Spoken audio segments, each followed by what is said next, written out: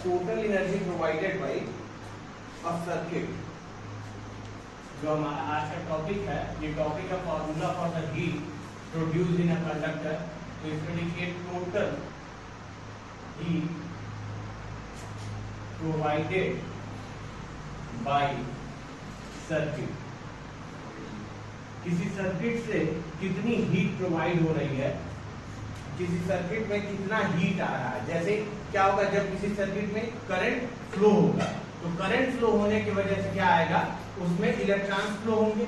अब कल ही हमने पढ़ा था अगले पिछले लेक्चर में कि जब हीट इलेक्ट्रॉन फ्लो होते हैं तो अपने आसपास के एटम्स को क्या कर देते हैं, एनर्जी ट्रांसफर करते हैं। तो जैसे ही वो एनर्जी ट्रांसफर करेंगे वो मॉलिक्यूल्स क्या हो जाएगा, उसके पास एक्स्ट्रा एनर्जी हो गई, और जब एनर्जी होगा तो वाइब्रेट करेगा, तो जिसकी वजह से क्या आएगा, हीटिंग इफेक्ट आने लगता है। तो किसी सर्किट में कितना हीट प्रोड्यूस हो रहा है उसको हम निकालने के लिए फॉर्मूला लगाएंगे W = P × T। लिखिए W = सर्किट में हीट प्रोड्यूस होता है। हाँ, हर सेकंड क्या होगा कि जितना पावर हो रहा है उतना ही क्या होगा, वर्क डन हो रहा होगा। सर हर सर्किट की बात कर रहे हैं, ये वायर है, इसमें भी हीट प्रोड्यूस होता होगा। हाँ, सब में हीट प्रोड्यूस, जितनी भी सर्किट होगी, जितना भी वायर होगा, सब में क्या होगा, हीट प्रोड्यूस होगा। अब वो वायर कैसा है इस बात पे डिपेंड करेगा, नेचर ऑफ मटेरियल पे। क्योंकि जब हम लोग पढ़ रहे थे रेजिस्टेंस, तो हम देखते थे कि रेजिस्टेंस किस चीज पे डिपेंड कर रहा है, टेम्परेचर पे डिपेंड कर रहा है और नेचर ऑफ मटेरियल पे। जिसमें रेजिस्टेंस ज्यादा होगा उसमें ज्यादा हीट क्या होगी, प्रोड्यूस होगी। जितना उतना ज्यादा क्या होगा, हीट प्रोड्यूस होगा। तो W = V, P = क्या होता है, V × I कल पढ़े थे, तो यहाँ से W = VIT हो जाएगा। P के जगह पे हम क्या लिख सकते हैं, पावर के जगह पे, कल बनाए थे ना फॉर्मूला, तो पावर के जगह पे VI हम यहाँ पे लिख सकते हैं। तो अब देखिए the energy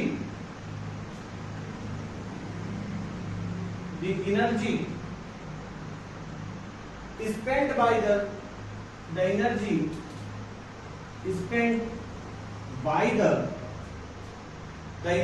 spent by the source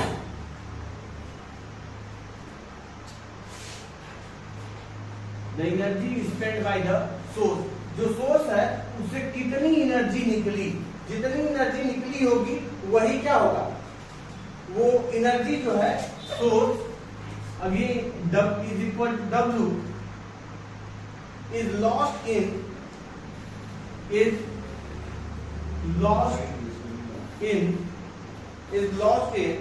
resistance in the form of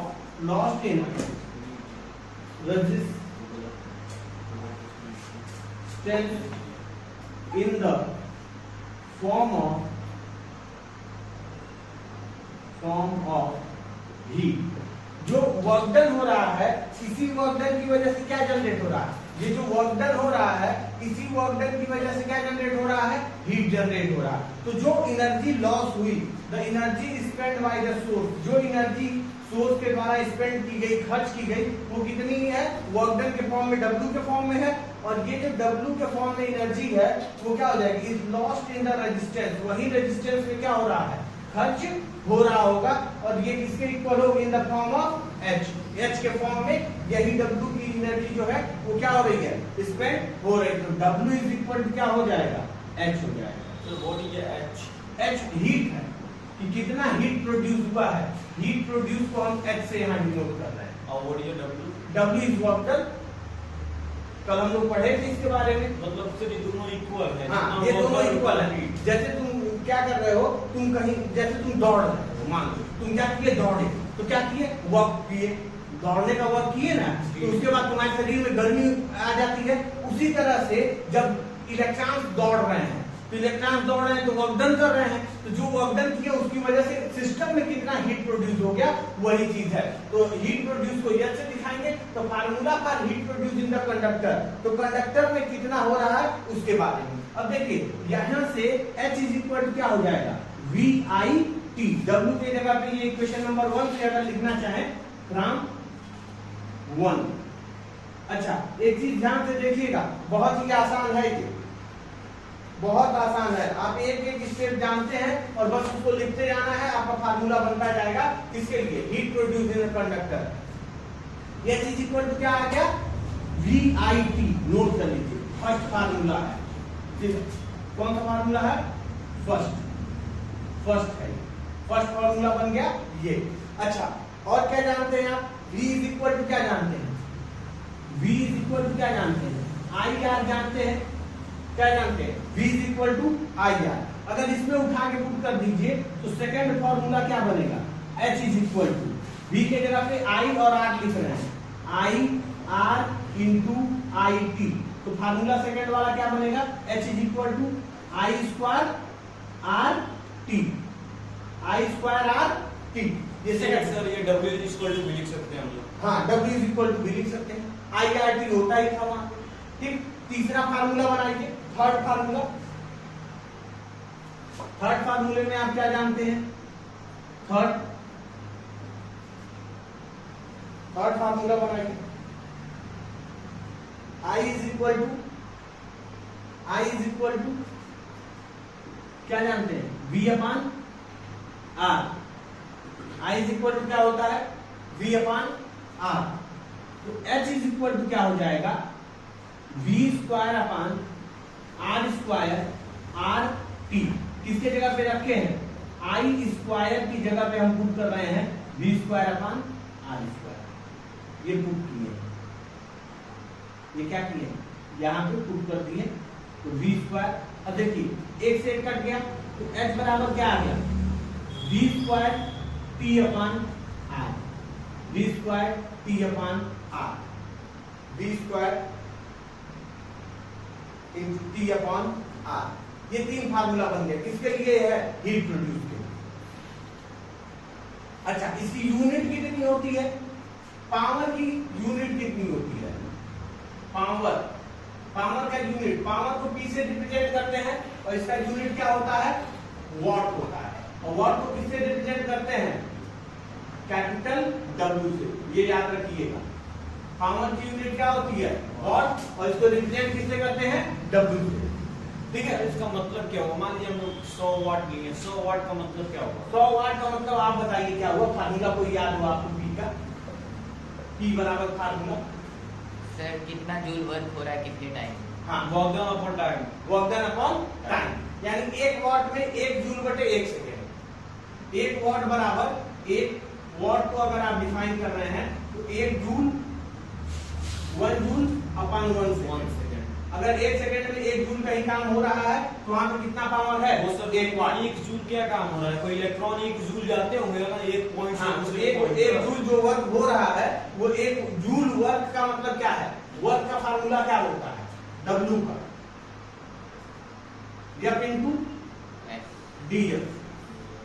यानी 1 न्यूटन फोर्स को अगर 1 मीटर डिस्प्लेस कोई कर रहा है तो वहां पे कितना जूल वर्क हो रहा है? 1 जूल वर्क हो रहा है। 1 न्यूटन फोर्स और 1 मीटर का डिस्प्लेसमेंट, अब 1 मीटर, हाँ 1 मीटर का डिस्प्लेसमेंट, तो वहां पे 1 जूल हो रहा है। जब एक चीज जैसे जैसे आप पढ़ते वैसे याद होना चाहिए। क्लास 9 में आपको पढ़ाया गया था कि 1 जूल क्या होता है? 1 joule is equal to 1 metre, 1 newton metre. ठीक है, 1 joule is equal to 1 newton metre आपको पढ़े होंगे।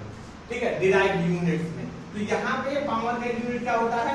वॉट, और वॉट बराबर क्या होता है? 1 जूल अपॉन 1 सेकेंड। अच्छा, हीट का क्या होता है? हीट H की यूनिट क्या होती है? हीट की यूनिट क्या होती है? H का यूनिट क्या होगा? 1 न्यूटन हो रहा है 1 मीटर में, तो वो इलेक्ट्रॉन ही जाते होंगे ना सर। अब ये फोर्स की बात हो रही है यहाँ पे, ये फोर्स हो रहा है। हाँ, इलेक्ट्रॉन अगर भेजना है तो आप ये समझ लीजिए कि 1 न्यूटन, अब जैसे जितना आप अंदर जाएंगे उतना घुसते जाएंगे अंदर, क्या होगा? अब 1 न्यूटन आप कहेंगे तो यहाँ पे फोर्स को फिर से डिफाइन किया जाए। 1 न्यूटन बराबर क्या होता है? तो mass into 1 kg into 1 metre per second square. अब 1 kg में जितने इलेक्ट्रॉन हैं वो 1 मीटर पर सेकेंड की स्पीड से एक्सेलरेशन कर रहे हैं। क्या कर रहे हैं? 1 मीटर पर सेकेंड की स्पीड से एक्सेलरेशन कर रहे हैं। और कितना मीटर वो डिस्प्लेस कर रहे हैं? 1 मीटर डिस्प्लेसमेंट। सर बस यही जानना चाहते हैं, इलेक्ट्रॉन ही सर मूव कर रहे हैं ना, वही काम कर रहे अगर हैं। इलेक्ट्रॉन मूव कर रहे हैं तो ये चीज हो गया। एक केजी में अब कितने इलेक्ट्रॉन होते हैं ये आप लोग डिफाइन कर दीजिएगा, क्योंकि एक इलेक्ट्रॉन का जो वेट होता है वो होता है 9.1 into 10 to the power minus 31 kg. अब ये एक केजी मतलब एक इलेक्ट्रॉन का है, एक केजी में कितना एक इलेक्ट्रॉन का मास इतना है। अब एक केजी में आप लोग डिफाइन कर लीजिएगा, क्या हो जाएगा, एक केजी में हो जाएगा 1/9.1 into 10 to the power minus 31। अगर ऊपर ले जाएंगे तो 10/9.1 इंटू 10 टू द पावर 30 हो जाएगा। तो लगभग 10 टू द पावर, इसको अगर 1 मान ले कैंसिलेशन करके, तो 10 टू द पावर 30 इलेक्ट्रॉन्स, यानी 10 टू द पावर 30 इलेक्ट्रॉन्स में अगर 1 मीटर पर सेकंड के स्क्वायर से क्या हो रहा है, एक्सेलरेशन हो रहा है, वो 1 मीटर डिस्प्लेस कर रहे हैं। कितना मीटर डिस्प्लेस कर रहे हैं, 1 मीटर। कितने सेकंड में, 1 सेकंड में। तो हम कहेंगे कि वहां की पावर कितना है, 1 वाट। सर ये इलेक्ट्रॉन फ्लो हो रहा है, मतलब करंट भी हो रहा होगा। तो उसके अपोजिट डायरेक्शन में करंट फ्लो हो रहा है, उसके अपोजिट डायरेक्शन में क्या फ्लो हो रहा होगा, करंट फ्लो हो रहा है। ये भी जानना चाहते हैं तो अपोजिट डायरेक्शन में कैसे करंट फ्लो होता है। मान लीजिए इलेक्ट्रॉन इस साइड जा रहे हैं, तो इस साइड कैसे करंट जा सकता है। हाँ, तो इलेक्ट्रॉन जिस तरफ जाता है, जैसे कहा जाता है कि इलेक्ट्रॉन जिस डायरेक्शन में जा रहा है उसके अपोजिट डायरेक्शन में क्या हो रहा है, करंट फ्लो हो रहा है। उसका रीजन है सबसे बड़ा, देखिए अब ये जो चीज है, आप जैसे ही अमीटर लगाएंगे, क्या लगाएंगे, अमीटर, तो अमीटर बताता है कि डायरेक्शन ऑफ करंट किधर है, सर्किट में डायरेक्शन ऑफ करंट किधर है। तो अमीटर पे जब हम ऐसे लगाते हैं प्लस वाला टर्मिनल और ये इधर माइनस वाला टर्मिनल, तो गैल्वानोमीटर करंट का डायरेक्शन बताएगा। तो जैसे ही गैल्वानोमीटर में लगाएंगे, वो जिधर डिफ्लेक्ट हुआ उधर क्या हो जाएगा, इलेक्ट्रॉन, मतलब उधर करंट क्या हो रही है, फ्लो हो रही है। और अधिकतर देखा गया है कि गैल्वानोमीटर किसके, अधिकतर क्या, हमेशा गैल्वानोमीटर किसकी तरफ डिफ्लेक्ट होता है, निगेटिव की तरफ। जिधर निगेटिव टर्मिनल जुड़ा होगा उसी साइड में जाएगा गैल्वानोमीटर। तो गैल्वानोमीटर जब निगेटिव में जा रहा है, तो यानी करंट किधर जा रही है, निगेटिव में। और जब करंट मान लीजिए आई इधर फ्लो हो रहा है, प्रैक्टिकल में ये होता है, तो आई तो इधर फ्लो हो रहा है, तो क्या आई जिधर फ्लो हो रहा है उधर इलेक्ट्रॉन फ्लो हो सकता है, नहीं। क्यों नहीं फ्लो हो सकता है, क्योंकि आई तो पॉजिटिव से निकला निगेटिव की तरफ जा रहा है, ये कौन बता रहा है, गैल्वानोमीटर। ये तो क्या हो गया, फिक्स हो गया।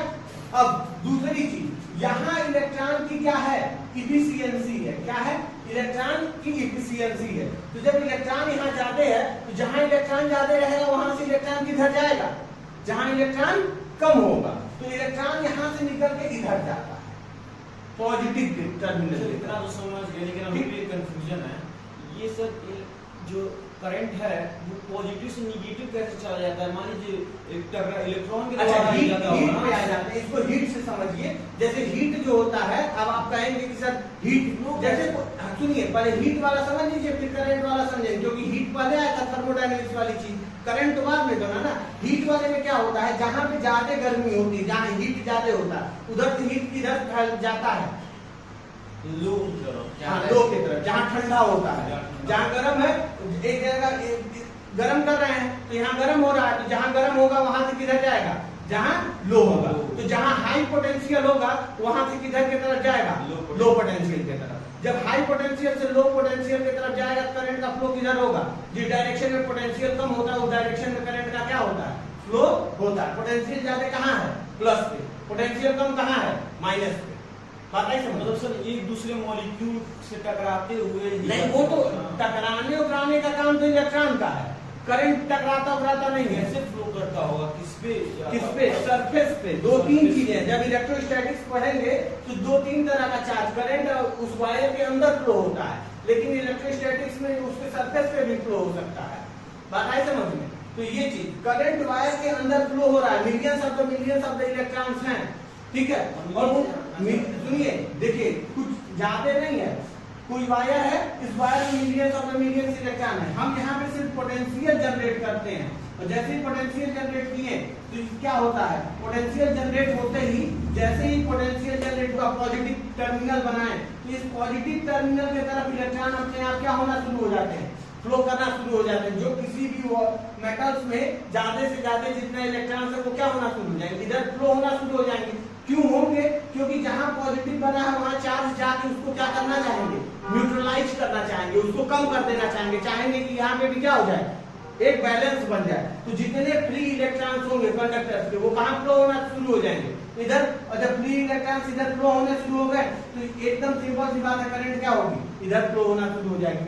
एक्चुअल में जब करंट खोजा गया था ना, जब करंट की डिस्कवरी हुई थी, केमिस्ट्री का ये सब्जेक्ट है कि करंट का जब डिस्कवरी हुआ तो पहले ये माना जाता था कि करंट में होल्स चलते हैं, जो पॉजिटिव इलेक्ट्रॉन्स की खोज हुई नहीं थी, तो ये माना जाता था कि पॉजिटिव से निगेटिव की तरफ क्या है, करंट का फ्लो है। करंट किधर से किधर चलता है? पॉजिटिव से निगेटिव की तरफ, और इसको ले जाने वाले कौन होते हैं? होल्स होते हैं। बाद में ये पता चला कि नहीं, प्रोटॉन पॉजिटिव, प्रोटॉन का ही खोज हुआ था सबसे पहले इलेक्ट्रिसिटी के टाइम पे। तो प्रोटॉन ही क्या करते हैं? इलेक्ट्रिसिटी को फ्लो कराते हैं, और ये पॉजिटिव टर्मिनल से किधर जाती है? निगेटिव टर्मिनल पे। इसके डायरेक्शन को भी बताने वाला क्या बन गया? एपरेटस बन गया था। तो इसका डायरेक्शन फिक्स हो गया कि करंट कहां से जाता है? पॉजिटिव से निगेटिव की तरफ। आप अगर गैल्वेनोमीटर पे निगेटिव पॉजिटिव अलग करेंगे ना, तो भी देखेंगे कि डायरेक्शन क्या करेगा गैल्वेनोमीटर, फिर से चेंज करके इधर हो जाएगा, इधर से इधर, इधर से इधर, हमेशा निगेटिव की तरफ ही गैल्वेनोमीटर संकेत करेगा कि करंट किधर फ्लो हो रहा है, निगेटिव डायरेक्शन में। कभी ऐसा नहीं होगा कि वो पॉजिटिव डायरेक्शन में दिखा दे पॉजिटिव की तरफ करंट फ्लो हो रहा है। तो इलेक्ट्रॉन हमें अब क्या हुआ? पॉजिटिव, ये फिक्स हो गया कि करंट किधर जा रहा है। अब जैसे ये हमारा फिक्स है ना, 2 + 2 क्या होता है? 4 होता है। और कोई कहे नहीं भैया 2 + 2 क्या होता है? 5 होता है। तो ये सही होगा कि ये सही होगा? सर ये डाउट था ना, जैसे साउंड आप पढ़ाए थे कि एक मॉलिक्यूल से दूसरे मॉलिक्यूल पे ऐसे ट्रांसफर होता है, वैसे ही जानना चाहते हैं सर, ऐसे इलेक्ट्रिसिटी वही तो बता रहे हैं कि एक अगर आप कंडक्टिंग वायर लिए, इस वायर पे आपने एक बैटरी लगा दिया, पॉजिटिव और निगेटिव टर्मिनल लगाए ना, पॉजिटिव टर्मिनल और निगेटिव टर्मिनल। तो निगेटिव टर्मिनल पे क्या होगा? निगेटिव टर्मिनल पे क्या होगा? यहाँ देखिए, निगेटिव टर्मिनल पे क्या हो जाएगा? मान लीजिए कंडक्टर है, इस कंडक्टर पे हम पॉजिटिव ले लिए, यहाँ निगेटिव ले लिए, ये निगेटिव हो गया, ये पॉजिटिव हो गया। अब निगेटिव टर्मिनल पे इलेक्ट्रॉन की एफिशिएंसी ज्यादा होगी, इलेक्ट्रॉन ज्यादा होंगे। निगेटिव टर्मिनल पे इलेक्ट्रॉन्स क्या होंगे? ज्यादा होंगे। और जब यहाँ पे इलेक्ट्रॉन ज्यादा होंगे तो ये इलेक्ट्रॉन क्या करेंगे? निगेटिव से किधर जाना चाहेंगे? जहां पे इलेक्ट्रॉन कम है, पॉजिटिव की तरफ इलेक्ट्रॉन जाना चाहेंगे। अब ये इलेक्ट्रॉन यहाँ से यहाँ तक गए, और उसके बाद ये इलेक्ट्रॉन्स क्या होंगे? इसके अंदर जाना शुरू करेंगे। ठीक है, इस कंडक्टर से होते हुए ये इलेक्ट्रॉन्स ऐसे ऐसे ऐसे ऐसे क्या होंगे? इस पॉजिटिव टर्मिनल पे पहुंचेंगे। लेकिन ये क्या है? यही इलेक्ट्रॉन यहाँ से यहाँ नहीं चले जाएंगे। ये इलेक्ट्रॉन्स क्या है? ये इलेक्ट्रॉन्स यहाँ से यहाँ गए, लेकिन जैसे ही पोटेंशियल डिफरेंस जनरेट हुआ, ये जो कंडक्टर मटेरियल है, इस कंडक्टर मटेरियल के पास भी क्या होगा? अपने खुद के फ्री इलेक्ट्रॉन होंगे। आउटर मोस्ट ऑर्बिटल में क्या होंगे? कंडक्टर के बहुत सारे मिलियन ऑफ द मिलियंस, लाखों लाख करोड़ों करोड़ क्या होंगे? फ्री इलेक्ट्रॉन होंगे। अब जैसे ही ये यहाँ पहुंच के इलेक्ट्रॉन इफिशियंसी बनाया, इलेक्ट्रॉन और ज्यादा हुए, जितना ज्यादा इलेक्ट्रॉन्स हुए यहाँ पे इफिशियंसी ऑफ इलेक्ट्रॉन्स हुआ, वैसे ही यहाँ से क्या होना शुरू होगा? इस कंडक्टर के इलेक्ट्रॉन्स यहाँ से मूव करके कहाँ जाना शुरू कर देंगे? पॉजिटिव टर्मिनल पे। अच्छा, इसका एक अच्छा एग्जांपल आप लोग देखे होंगे, बैटरी का सेल होता है। सेल में क्या होता है? सेल एक ऐसा होता है जिसमें कंटिन्यूअस चार्ज नहीं होता है, उसका चार्ज धीरे धीरे धीरे धीरे न्यूट्रलाइज होकर खत्म हो जाता है। इलेक्ट्रॉन्स पहुंचते पहुंचते पॉजिटिव टर्मिनल पे जो वोल्टेज होता है ना जनरेट, जैसे 5 वोल्ट की बैटरी है, तो उसके वोल्टेज को धीरे धीरे धीरे धीरे इलेक्ट्रॉन पहुंच के क्या करते हैं? कुछ दिनों में न्यूट्रलाइज कर देते हैं। यानी यहाँ पे पोटेंशियल 0 हो जाता है, और हम कहते हैं बैटरी क्या हो गई है? डेड हो गया, सेल क्या हो गया? खत्म। बात आई समझ में? और जो इलेक्ट्रॉन्स का फ्लो होगा वो किधर हो गया? इस डायरेक्शन में, निगेटिव टू पॉजिटिव। अच्छा, इसके अंदर जो इलेक्ट्रॉन, मान लीजिए ये है, इसके अंदर अब जैसे ही यहाँ एक इलेक्ट्रॉन पहुंचा, उसके आगे यहाँ पे कॉपर का एक होगा, यहाँ भी कॉपर होगा, यहाँ भी कॉपर होगा, यहाँ भी कॉपर के एटम होंगे। ये सारे एटम्स हैं, इन एटम्स के भी क्या होंगे? इलेक्ट्रॉन्स होंगे। और जब ये इलेक्ट्रॉन्स हैं और यहाँ पे पॉजिटिव टर्मिनल लग गया, तो इनके आउटर मोस्ट से इलेक्ट्रॉन निकल के किधर फ्लो? अगर निगेटिव से इलेक्ट्रॉन यहाँ पहुंच रहा है, तब तक इस कॉपर का इलेक्ट्रॉन भी तो निकल के इधर चला जाएगा। अब ये इलेक्ट्रॉन जो ये कंडक्टर जुड़े हुए थे ये पॉजिटिव आयन में कन्वर्ट हो जाएंगे। अब ये पॉजिटिव आयन इस इलेक्ट्रॉन को अपनी तरफ क्या करना शुरू कर देंगे, अट्रैक्ट करना शुरू कर देंगे। तो अंदर ये इलेक्ट्रॉन ऐसे ऐसे मूव करता रहेगा और ऐसे ऐसे मूव करते हुए जाएगा इधर की तरफ। तो और सर करंट सरफेस पे या कैसे फ्लो करते हैं? करंट सरफेस पे भी फ्लो करके इसके अंदर भी फ्लो कर सकती है। दोनों करंट फ्लो करने का, करंट इसके अपोजिट डायरेक्शन में फ्लो कर रही है। अब ऐसा नहीं है कि इतना मोटा वायर तो होता नहीं है, आप अंदर भी पकड़ेंगे वायर कितने पतले पतले होते हैं। देखिए अगर ये वायर काट देख लीजिए, यहाँ पे एक वायर है कितना पतला सा है, इतना इस टिप से भी पतले पतले वायर होते हैं। तो उसके अंदर और बाहर में हर जगह करंट क्या हो रहा है, फ्लो हो रहा है। बात आई समझ में? तो ये चीज था, इसको नोट कर लीजिए। अभी हमने फार्मूला हीट के लिए देखा था। अब वो हीट इफेक्ट किस प्रिंसिपल पे काम करता है, जो कंडक्टर्स में हीट इफेक्ट दिखाई देता है वो आता है joules law of heating effect से। इसका प्रिंसिपल क्या है, joules law of heating effect. Joules law क्या कहता है, जूल्स लॉ कहता है कि if R is kept constant, अगर R को हम क्या रख लें, R and T kept constant, अगर किसी वायर या किसी कंडक्टर में क्या हो जाए, रेजिस्टेंस और टाइम को हम, रेजिस्टेंस एंड टाइम को क्या रखते हैं, कांस्टेंट रखते हैं, तो H जो होगा, जो उसमें हीट प्रोड्यूस हो रहा है वो I स्क्वायर के, उसमें फ्लो होने वाले करंट के स्क्वायर के डायरेक्टली प्रोपोर्शनल होगा।